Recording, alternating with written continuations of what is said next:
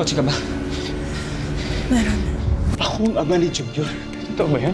Isang beses na nangyari yun. Noon pa yun. Kaya ka ba umalis? Jordan, hostage ako! Kinidnap ako! Sabihin mo sa akin, sino nag-host si Seton? Kamusta mo na lang ako kay Satanas? Doon tayo sa may lamesa. Ayaw pati si Jeremy! Yan! Ako ang harapin mo! Ikaw mo ang elemera! Ha?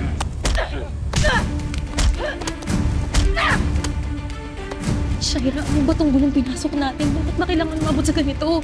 Kailangan ko siguraduhin na hindi na magsasalt pa si Jeff. Ano na naman gagawin mo? Lalapitan ko sila. Hatid mo sila. Lina, Ate Meldy, Lina, si Jeremy. Sino si Jeremy? Anak, halika na sa akin. Anak. Pasok. Dali. Sige na. Shaira, ano pa gawin natin? May mga ihis. Talig ka sa akin, mag-relax ka lang, okay? Wala silang alam. At wala silang malalaman tungkol sa atin, okay? Magandang araw po, ma'am. Pwede po ba kayo makausap? Opo, brother-in-law ko po yung nabaril kanina. Hindi ko nga po alam ba't may ganito. May ilang katanungan lang po kami, ma'am. Sandali lang po ito.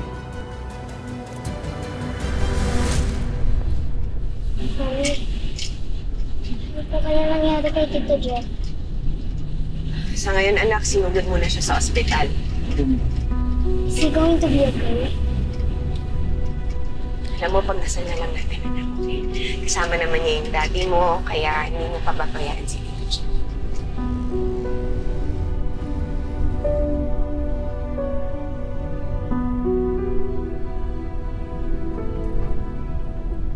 Naalala ko si Bailey. Hindi ko siya nasamahan ng ganyang edad siya. Hana, salamat. For what? Tito, sinamahan mo kami mag-ina. Maraming salamat. Ginawa mo naman din para sa akin mo. Inalagaan mo si Billy nung wala ako. Alam mo, hindi nga tayo magkaibigan pero marami tayong similarities. We're bound by the same situation. Nanay ka, naging kalasag ka. And most of all, si Leo. Chief, gusto ko lang sabihin na kilala ko yung sumalakay dito. Dati kong kasamahan sa Kalasag, sa Alakdan. At large ang Alakdan na yan hanggang ngayon. Pero bakit dito siya sumalakay? Ikaw ba ang puntirya niya? Hindi. Hindi ako ang puntira niya. Iba yung inasinta niya, si Jeff. Yung kapatid ng lalaking ikinasal? Oo, pero hindi ko alam kung bakit. Hindi ko alam kung anong koneksyon ni Jeff kay Alakdan.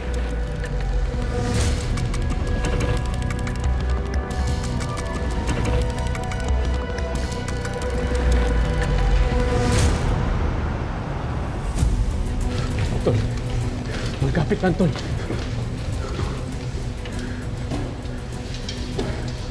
Sir, dito na lang po kayo maghintay.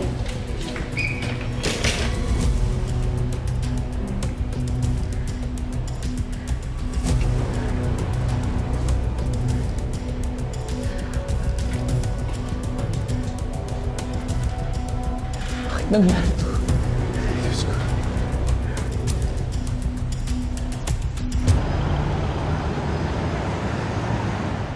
Opo, man nakatulog na si Tori tsaka si Jeremy.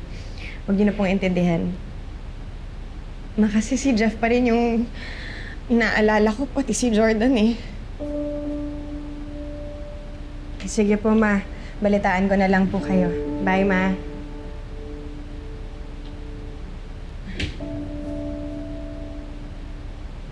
You want some? Okay lang. Thank you.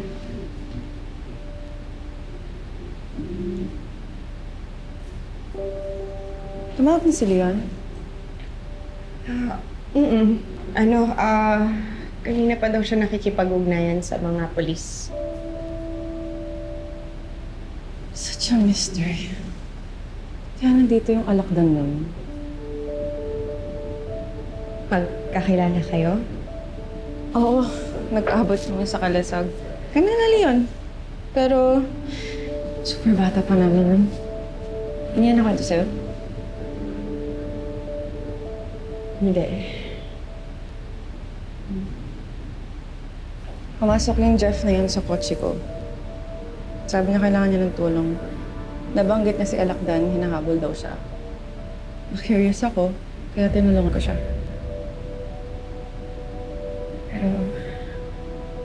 Pero bakit? Alam mo, wala siyang nabanggit na dahilan. Sabi lang niya kailangan niya pumunta ng wedding venue. And tinulungan ko siya. Hindi ko naman alam na nakakilala pala kayong lahat. Tama ba yung pagkakaintindi ko? Si Shaira and Jordan, may anak sila. The son. Pero hindi si Jordan yung ama. Si Jeff. Parang gano'n na nga. It still doesn't explain kung bakit nandito si Alakdan though.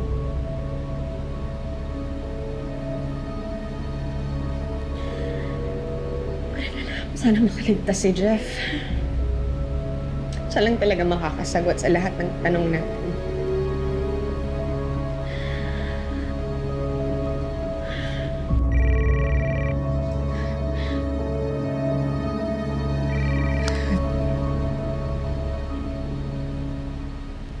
Jordan? Jordan, kamusta ka? Nasa OR si Jeff eh. Masama ang lagay niya. Okay, basta magpakatatag ka, Jordan, ha? Kailangan ka ni Jeff ngayon. Kayo. Nasaan kayo? Nasaan kayo nila, Tori? Huwag mo na kaming intindihan. Okay na kami. Safe na kami. Kasi sana maligtas sila yung kapatid ko. Ang dami kong pagkukulang kay Jeff. Buong buhay ko, ako lagi iniisip ni Jeff eh. Naiinis ako sa sarili ko. Ba't hindi ko siya hinahanap? Masyado kong nagpaipit sa sarili kong problema na hindi ko nainisip. Di ko man lang namamalayan, kinidnap na pala siya.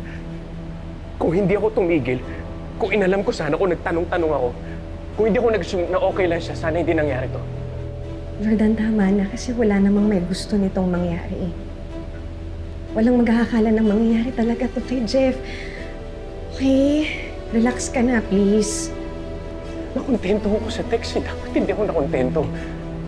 Dapat tinawagan ko siya. Dapat hindi ko tinigilan. Kinausap ko siya sana, tinanong ko anong nararamdaman niya. Jordan,